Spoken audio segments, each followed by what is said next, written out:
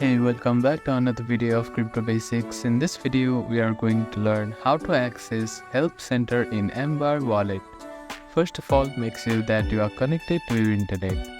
After that, find and open Ambire Wallet application on your device and log in using your credentials. Now, click on the three horizontal lines which is at the top left corner of your screen. Here, you can see Help Center option.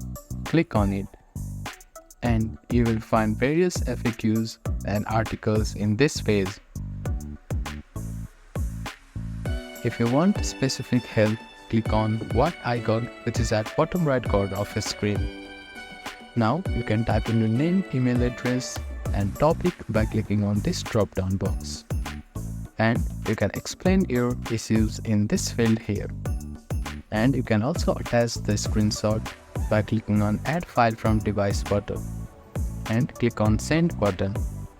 Check your email for follow-up for your help. So that is how you can access Help Center in Ambire Wallet. Thank you for watching this video. Please do not forget to like, share and subscribe to our channel and comment down if you have any queries.